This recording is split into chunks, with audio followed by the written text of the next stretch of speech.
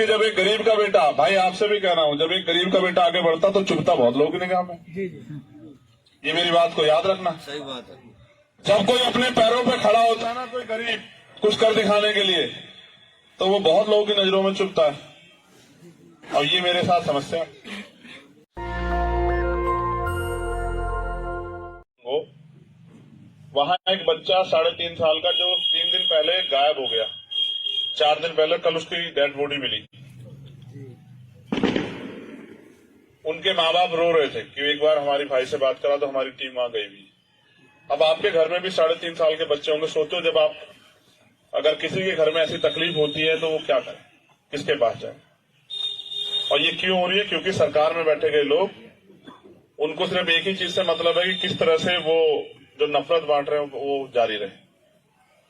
अगर इस मुल्क में अपने लोगों की रक्षा सुरक्षा करनी और हक अधिकार बचा के रखने हैं, जो आजादी मिली है उसको जिंदा रखना है, तो फिर हमें लड़ना पड़ेगा।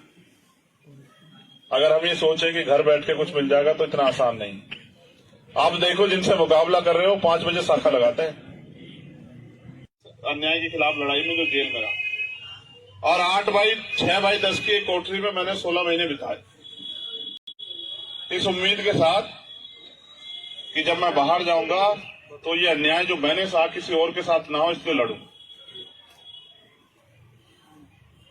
समय परिस्थिति के हिसाब से वो लड़ाई और बड़ी होती चली गई। आज देश में 22-23 स्टेट में हम लोग इस लड़ाई को लड़ते हैं। और मुझे आपको बताना नहीं चाहिए, आप जो लोग जागरूक हैं, ध्यान रखते हैं, उन्हें सबको इस बात का पता होगा कि मुल्क में कोई ऐसी लड़ाई नहीं अन्याय के खिलाफ जिसमें हम लोग शामिल नहीं होते। चाहे वो किसान आंदोलन हो, चाहे वो सीए एनपीआर एनआरसी का मामला हो, उसमें भी सबसे ज्यादा लड़ाई हमने लड़ी, जेल भी काटी, लाठियां भी खाई। उसके अलावा चाहे वो रोस्टर का मामला हो, चाहे वो 69 शिक्षक भर्ती में जो अन्याय हुआ हो, चाहे वो दरोगा भर्ती में अन्याय हुआ, इस सरकार में तो जो भी अन्याय हुआ उत्तर प्रदेश के अंदर, चाहे वो मौलाना कलीम साहब के साथ जो हुआ, हुलत वाले जो हैं मुजफ्फरनगर में, चाहे मौलाना साद साहब के साथ जो हुआ, मरकज के साथ जो हुआ, आप भले ही भूल जाओ, क्योंकि मैंने लड़ी है, मैं कहां से भूल जाऊंगा। मैं इसलिए आपके बीच में हूं कि मैं इस लड़ाई को और मजबूती से लड़ना चाहता हूं। देखो, जिन लोगों ने अब तक आपको ठगा, उनके लिए मैं कुछ नहीं कह सकता, क्योंकि उनकी आदत है। हर आदमी की एक आदत होती है। एक आदमी अच्छा बनकर ठगता है, एक आदमी बुरा बनकर ठगता है। लेकिन जिसकी आदत ठगने की, उससे उम्मीद करना बेवकूफी। हमारे यहां तो कहते हैं कि अजमाए हुए को अजमाना नहीं चाहिए, जिसको अजमा चुके उसको नहीं अजमाना चाहिए, क्योंकि वो दोबारा धोखा देगा। मेरा एक प्रयास ये है कि इस देश के जो वो तबके जो अन्याय का सामना कर रहे हैं, चाहे वो किसान हो, मजदूर हो, चाहे वो दलित हो, चाहे पिछड़े हो, और चाहे वो मुसलमान हो, जैन हो, सिख हो, बौद्ध हो, ईसाई हो, पारसी हो, जो अपने ही मुल्क में, एक तरफ कल हमने गणतंत्र दिवस मनाया 26 जनवरी, जिस दिन इस देश में संविधान लागू और हमें आजादी मिली, अवसर मिले, अवसर की समानता आई कि मुल्क के हर पद पे हम लोग जा सकते हैं। हर ऐसा कोई काम नहीं देश के जिस किसी भी कोने में जाके हम जो लोग नहीं कर सकते।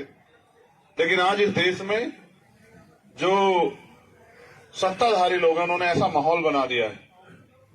उत्तर प्रदेश में तो इस डबल इंजन की सरकार ने कि यहां जाति धर्म देख के कार्रवाई होती, यहां सरनेम से जो है अपराध तय होता और सजा मिलती। और इस अन्याय को हमसे बेहतर कौन वो करेगा जिन्होंने सहा। एक आदमी जिसने देखा, एक आदमी जिसने सहा कि निर्दोष होते हुए किस तरह हुकूमत में बैठे लोग लोगों को डराने का, धमकाने का, दबाने का, कमजोर करने का, तोड़ने का प्रयास कर रहे हैं। इनकी इस नफरत की लड़ाई के खिलाफ, इनके इस तानाशाही के खिलाफ हम लोगों ने अपने आंदोलन को धरातल पर मजबूत किया। और आप अगर मुझे जानते हैं, यहां बेटा हर एक वाइट शख्स अगर मुझे जानता है तो इस बात के साथ नहीं जानता कि मेरे पिताजी बहुत बड़े नेता थे, मेरी मां बहुत बड़ी नेता थी, मेरे दादाजी बहुत बड़े नेता थे। कोई इस बात से नहीं जानता।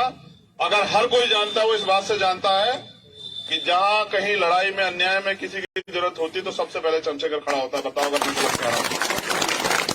अगर आप मुझे जानते हैं, इसके अलावा कोई एक बात हो तो बताओ मेरे बारे में। ना मैं बहुत पैसे वाला हूं, ना मेरे घर में कोई राजनीति करता था, ना ही मेरा बहुत बड़ा कोई कारोबार। एक ही चीज मुझसे आती है कि मैंने कभी अन्याय के खिलाफ पीठ नहीं की, और जो भी लड़ाई, चाहे वो किसानों की हो, मजदूरों की हो, मां बहनों पे अत्याचार की हो, या मजहब के खिलाफ हो, या फिर हक हकूक की हो, मैंने हर लड़ाई को लड़ा। लेकिन किन्हीं कारणों से आज उस लड़ाई को जो अंजाम देना है उस तक नहीं पहुंच पा रहे। और वो अंजाम को देने का रास्ता जो है कल के दिन तय हुआ था, जब भारत में 26 जनवरी 1950 को संविधान लागू हुआ और वोट का अधिकार हमें मिला। ये मुल्क हमारा है ना, मगर इस मुल्क में हमें कितने अधिकार मिले हैं अभी आप खुद से सवाल करो। जिन अधिकारों के साथ मुल्क को बनाने वालों ने, मुल्क को आजाद दिलाने वालों ने कुर्बानियां दी थी, शहादतें दी थी, कई तहरीक है, इसमें रुमाल तहरीक में उसमें से एक, उनके हिस्से में इस देश में आया क्या अभी? क्या किसान को उसकी फसल का उचित दाम मिल रहा है? क्या यहां धार्मिक रूप से आप अपने उपासनाओं को, अपनी प्रार्थनाओं को, अपने कार्यक्रमों को करने की आजादी मिल रही है देश में? क्या इस देश में सरकारें भाईचारा बढ़ा रही हैं? क्या इस देश में नौजवानों को रोजगार मिल रहा है? क्या इस देश में महंगाई, जिसके सपने लेके सरकार के लोग आए थे बड़े बड़े वादे करके, क्या वो खत्म हो गई है? एक चीज तो मिली कि पहले अगर किसी के साथ कोई अन्याय होता था, कोई तकलीफ में होता तो दूसरा उसका हाथ पकड़ता था। अब अगर अन्याय होता है या कोई सड़क पे आप देखना किसी के साथ कोई हादसा हो जाए तो ये कहते हुए भी डर लगता है कहीं ऐसा ना हो इसी में कोई इल्जाम लग जाए हमारे ऊपर। आज ऐसे हालात हो गए। और जब रिजल्ट आता है, देखो जितने झूठ फैला लो आप, जैसे मरकज का मामला था, इन्होंने पूरा झूठ फैलाया, पूरा कोरोना घेर दिया कि साहब मरकज से कोरोना वो हो गया, और जी भर के गालियां दी, जी भर के अपमान किया, और फिर जब कोर्ट का आदेश आया तो पता लगा मरकज का कोई रोल ही नहीं। अब इसका जवाब कौन देगा भाई? उसकी वजह से जो नुकसान हुआ उसका जवाब कौन देगा? देखो ताकतवर लोगों को फिर भी कुछ ना हो, समीर भाई बिल्कुल सच कह रहा हूं, लेकिन कहीं भी अन्याय होता है, ये नफरत फैलती है तो उसका सामना गरीब आदमी को करना पड़ता है, जिसके पास कुछ नहीं, जो सड़क पर निकलता है इस काम से कि अपने बच्चों का पेट भरेगा, और वो शिकार हो जाता है इनकी नफरत का। लेकिन क्योंकि अगर उनकी बात को, अगर जो सवाल उनके दिल में उसका जवाब नहीं मिलेगा तो फिर क्या मजेदारी। मेरा काम करने का तरीका तो आपको अभी दिख जाएगा 1 साल में। इसके लिए आपको 10-20 साल इंतजार थोड़ा ही करने हैं। आपने तो ऐसे लोगों को भी बना दिया जिनकी शक्लें भी आपने नहीं देखी, उनको ढूंढते फिरते हैं आप कहाँ मिलेंगे। बनाया नहीं बना बताओ, और उनसे काम कह दोगे तो वो कहेंगे क्यों इस बात का काम। और मैं कह रहा हूं ऊपर वाले से डर के, वो कुदरत जिसको आप जिस भी नाम से मानते हैं, ईश्वर, अल्लाह, ईसा मसीह, या किसी भी नाम से आप उसको मानते हैं, मैं उससे डर के बात कह रहा हूं कि बिजनौर का नाम अगर पूरे देश को याद ना हो जाए काम के मामले में, तब देखो मैं कोई विरासती नहीं हूं साहब कि एक बार के बाद, आप मेरी उम्र भी देख लो, मुझे ऐसा तो नहीं कि इसके बाद घर बैठ जाना है। नहीं, अगर मैं घर बैठ जाऊंगा तो फिर इस आंदोलन को चलाएगा कौन? मैं तो इस आंदोलन को चलाने के लिए आऊं। अच्छा, ये भी नहीं पता कल क्या होगा, ये भी तय नहीं है। अभी इन्होंने मेरी गाड़ी पे हमला करा, आपने देखा होगा यहाँ तो क्यों करा ये नहीं पता आपको। खतौली में ये अहंकार में कह रहे थे कि ये हमें कोई हरा नहीं सकता, हरा नहीं सकता। मैंने इनके अलग से खींच ली वो सीट। यही तो लड़ाई है मुझसे और क्या है। मैंने इनसे कहा, ये कह रहे कि हमने मंत्री लगा दिए, हमने मुख्यमंत्री लगा दिए, बाबा जी भी आए वहां बड़े बड़े भाषण देंगे, बवाल सवाल जो मनाया कहेंगे। और मैंने कहा आप चिंता मत करो, उन लोगों से भी कहा कि भाई आप परेशान मत हो, देखते जाओ। ये जो जनता है इसको समझाने की देर कि आज हालात क्या है। मैं आपसे पूछ रहा हूं, इस नफरत में कोई रोजगार कर लेगा क्या बाहर जाके? आप बताओ। और हम जो नफरत बांट रहे हैं, कल इसका सामना हमें नहीं करना पड़ेगा क्या? तो इसलिए मैं आपसे कह रहा हूं कि अगर अपने हक अधिकारों की लड़ाई लड़नी है तो फिर आपको खड़ा होना पड़ेगा। अगर आपको मुझसे बेहतर कोई लगे, मैं दिल से कह रहा हूं, ये मेरी मोहब्बत है आप, अगर मुझसे बेहतर कोई लगे तो उसके साथ खड़े हो जाना। मुझसे बेहतर अगर कोई लग जाए आपको तो आप मैजिक चीज में तोड़ लेना, और अगर ना लगे तो फिर मेरा साथ देना समय आने पे, फिर मुझे आजमा के देखना। इसलिए भी कह रहा हूं क्योंकि जब एक गरीब का बेटा, भाई आपसे भी कह रहा हूं, जब एक गरीब का बेटा आगे बढ़ता तो चुभता बहुत लोगों की निगाह में। ये मेरी बात को याद रखना। सही बात है। जब कोई अपने पैरों पे खड़ा होता है ना, कोई गरीब कुछ कर दिखाने के लिए, तो वो बहुत लोगों की नजरों में चुभता है। और ये मेरे साथ समस्या। जो लोग ताकतवर हैं जमहूरियत की वजह से, सत्ता की वजह से, वो याद रखे, मीडिया के साथी भी आए कि समय बदलता रहता है। आज आपका है, कल हमारे लोगों का भी होगा। आप देखना, इसी प्रदेश में होगा। और एक ऐसा समय आएगा कि इंसान को मजहब की वजह से, धर्म की वजह से, पशु की वजह से सताया नहीं जाएगा उत्तर प्रदेश में। और सब लोगों को अपने कारोबार, तरक्की, आगे बढ़ने का अवसर मिलेगा। मेरा एक संदेश भी अगर आप कहो तो दे दूं, कारोबार तो कराओ, लेकिन इस देश के सिस्टम में भी आओ, नौकरियों में आओ। जब हम उस सिस्टम का हिस्सा हो जाते हैं ना, तब कुछ चीजें ऐसी हो जाती हैं कि कुछ अन्याय अगर हमारे खिलाफ हो रहा होता तो हम पे कुछ होता है, हमारी बात रखने वाला भी होता है। हम इसको अगर नकारना चाहते हैं, इसे नकार के हम इस देश में अपने पैरों में नहीं खड़े हो सकते। तालीम स्वीकार करो। आज अगर एक IAS IPS बनता है तो क्या वो कितने लोगों के लिए वो रास्ते खोलता है, बताओ। अभी एक बेटी गई है इसरो में, एक बेटी इसरो में गई है, और बहुत गरीब परिवार से, और वहां जाके वो जो भी इस काम को आगे बढ़ाएगी, उससे क्या समाज का सम्मान नहीं बढ़ेगा? देखो, कामयाबी बोलती है ना। मैं क्रिकेट बहुत देखता हूं। अभी एक प्लेयर है मोहम्मद सिराज, वो उस दिन वाला मैच पूरा हार गए थे। तुम कितना भी देखो यहां नफरत फैला लो, अकेले सिराज के दम पे उस दिन वो मैच जीते। तो मैं ये पूछ रहा था कि सिराज का सम्मान कैसे करोगे? नफरत बांटने वाले बताओ, इस सिराज का सम्मान कैसे करोगे? हमारे मुल्क की पहचान है हमारी ये विविधता, अनेक धर्म, अनेक खान पीन, अनेक तरह का व्यवहार। इसको तोड़ने का प्रयास कर रहे लोग, इनको हमें एकजुट होकर रोकना। तो बस मैं आपसे अपील करूंगा कि अभी तो मैं इस लड़ाई को लड़ रहा हूं, अभी तो और 6 महीने 8 महीने काम देखते रहो।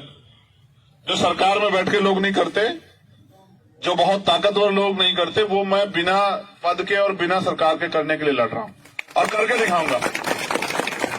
और जब अगर ऐसा अवसर आ जाए तो फिर आपके ऊपर है। अगर मैं अकेला आके यहां लग जाऊंगा तो जो लड़ाई पूरे देश में लड़नी है, किसानों की, कमेरों की, मजदूरों की, नौजवानों की, बच्चियों की, वालिदाओं की, वो लड़ाई कमजोर पड़ जाएगी। अगर सब लोगों से जाके मिलूंगा तो चीजें यहां के खराब होंगी। बाकी आप बताओ मुझे तो कोई इसमें भी दिक्कत नहीं है, लेकिन आप सोचो, जहां मेरी जरूरत है अगर वहां मैं नहीं हुआ तो जो लोग मुझसे उम्मीद रखते हैं उनको तकलीफ नहीं होगी।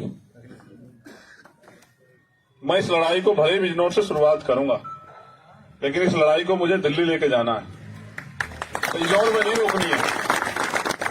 इसलिए नहीं रोकनी है क्योंकि ये लड़ाई दिल्ली जाके ही समाप्त हो सकती है।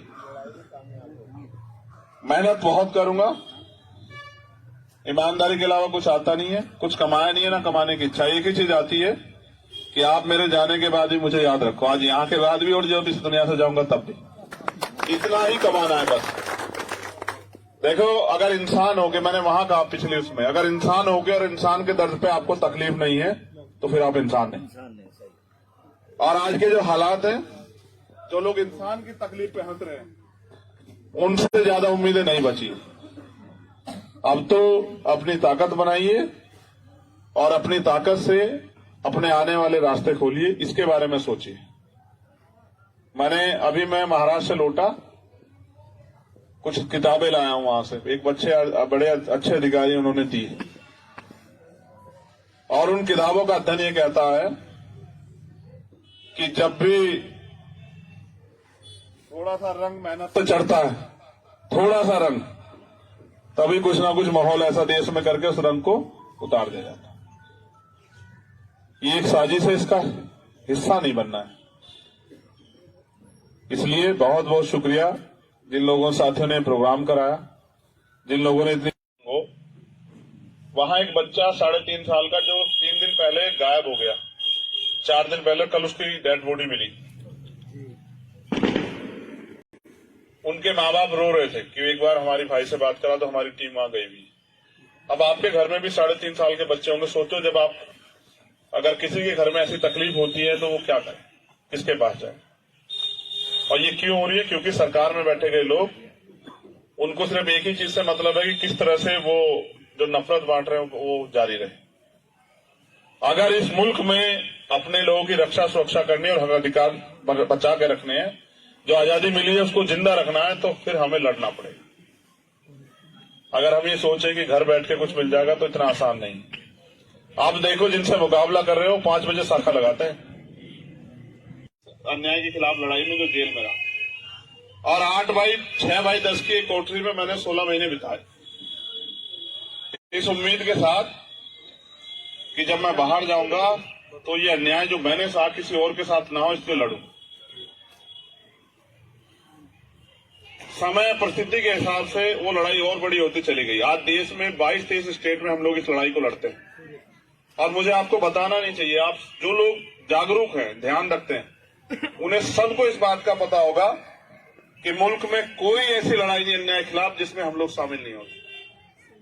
चाहे वो किसान आंदोलन हो, चाहे वो सीए एनपीआर एनआरसी का मामला हो, उसमें भी सबसे ज्यादा लड़ाई हमने लड़ी, जेल भी काटी, लाठियां भी खाई। उसके अलावा चाहे वो रोस्टर का मामला हो, चाहे वो 69 शिक्षक भर्ती में जो अन्याय हुआ हो, चाहे वो दरोगा भर्ती में अन्याय हुआ, इस सरकार में तो जो भी अन्याय हुआ उत्तर प्रदेश के अंदर, चाहे वो मौलाना कलीम साहब के साथ जो हुआ, हुलत वाले जो हैं मुजफ्फरनगर में, चाहे मौलाना साद साहब के साथ जो हुआ, मरकज के साथ जो हुआ, आप भले ही भूल जाओ, क्योंकि मैंने लड़ी है, मैं कहां से भूल जाऊंगा। मैं इसलिए आपके बीच में हूं कि मैं इस लड़ाई को और मजबूती से लड़ना चाहता हूं। देखो, जिन लोगों ने अब तक आपको ठगा, उनके लिए मैं कुछ नहीं कह सकता, क्योंकि उनकी आदत है। हर आदमी की एक आदत होती है। एक आदमी अच्छा बनकर ठगता है, एक आदमी बुरा बनकर ठगता है। लेकिन जिसकी आदत ठगने की, उससे उम्मीद करना बेवकूफी। हमारे यहां तो कहते हैं कि अजमाए हुए को अजमाना नहीं चाहिए, जिसको अजमा चुके उसको नहीं अजमाना चाहिए, क्योंकि वो दोबारा धोखा देगा। मेरा एक प्रयास ये है कि इस देश के जो वो तबके जो अन्याय का सामना कर रहे हैं, चाहे वो किसान हो, मजदूर हो, चाहे वो दलित हो, चाहे पिछड़े हो, और चाहे वो मुसलमान हो, जैन हो, सिख हो, बौद्ध हो, ईसाई हो, पारसी हो, जो अपने ही मुल्क में एक तरफ कल हमने गणतंत्र दिवस मनाया 26 जनवरी, जिस दिन इस देश में संविधान लागू और हमें आजादी मिली, अवसर मिले, अवसर की समानता आई कि मुल्क के हर पद पे हम लोग जा सकते हैं। हर ऐसा कोई काम नहीं देश के जिस किसी भी कोने में जाके हम जो लोग नहीं कर सकते। लेकिन आज इस देश में जो सत्ताधारी लोग हैं, उन्होंने ऐसा माहौल बना दिया है, उत्तर प्रदेश में तो इस डबल इंजन की सरकार ने, कि यहां जाति धर्म देख के कार्रवाई होती, यहां सरनेम से जो है अपराध तय होता, सजा मिलती। और इस अन्याय को हमसे बेहतर कौन वो करेगा जिन्होंने सहा।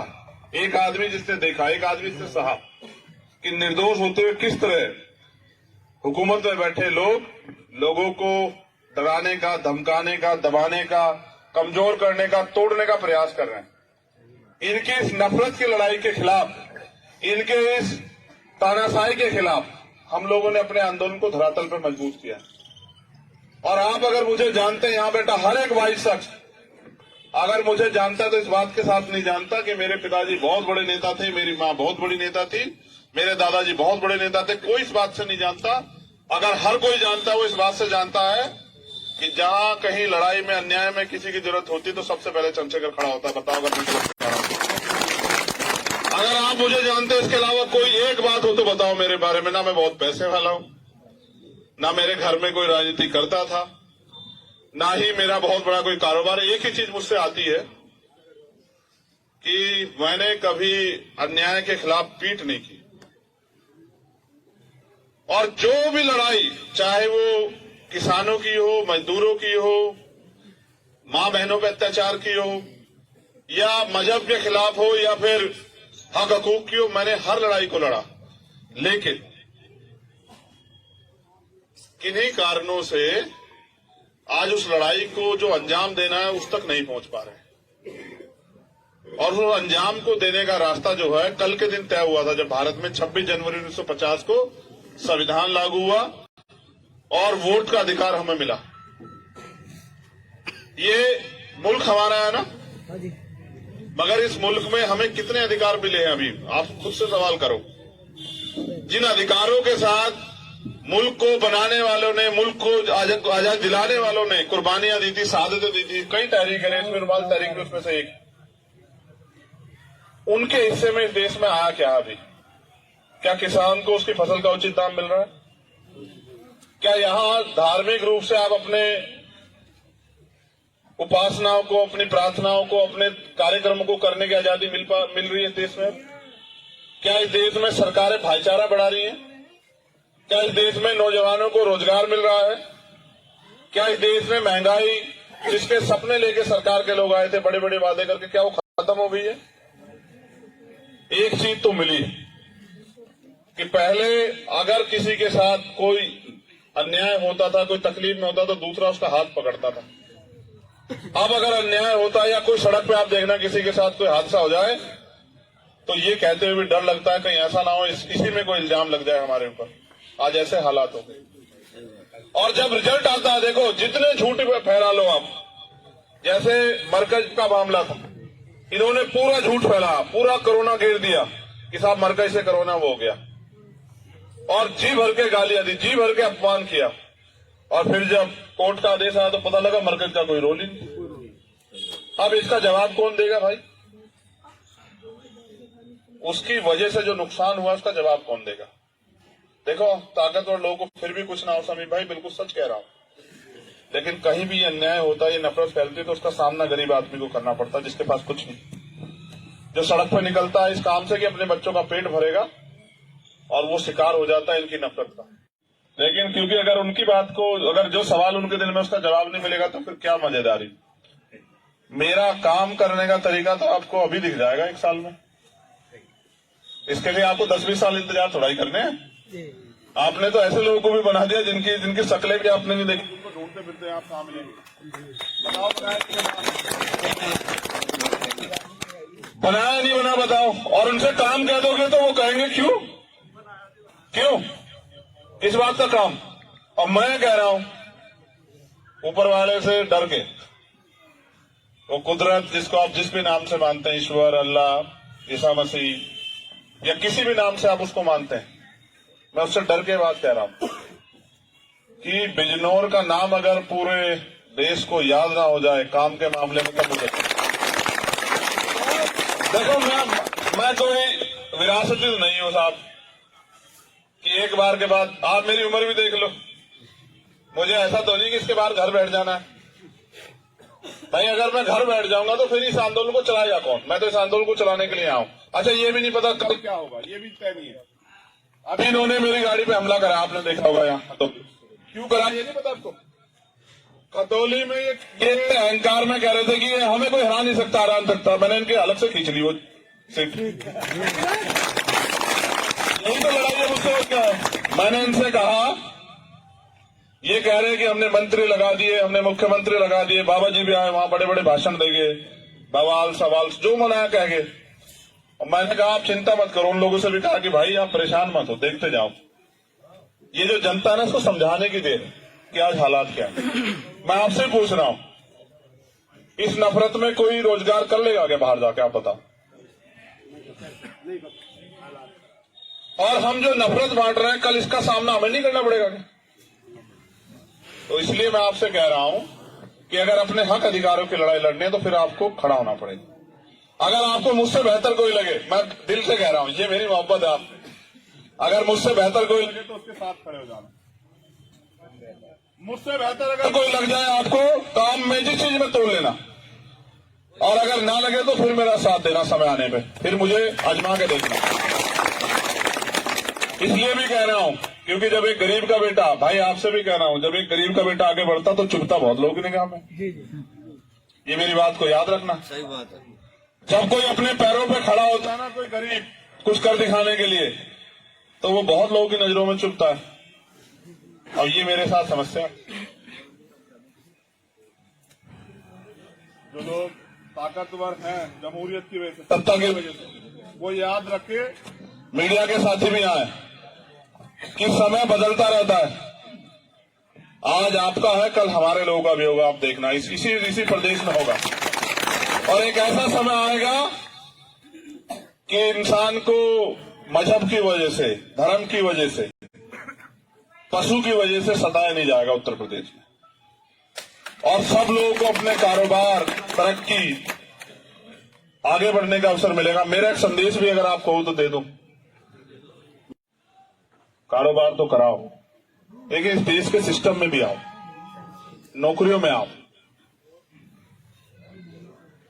जब हम उस सिस्टम का हिस्सा हो जाते हैं ना, तब कुछ चीजें ऐसी हो जाती हैं कि कुछ अन्याय अगर हमारे खिलाफ हो रहा होता तो हम पे कुछ होता है, हमारी बात रखने वाला भी कोई होता है। हम इसको अगर नकारना चाहते हैं, इसे नकार के हम इस देश में अपने पैरों में नहीं खड़े हो सकते। तालीम स्वीकार करो। आज अगर एक IAS IPS बनता है तो क्या वो कितने लोगों के लिए वो रास्ते खोलता है, बताओ।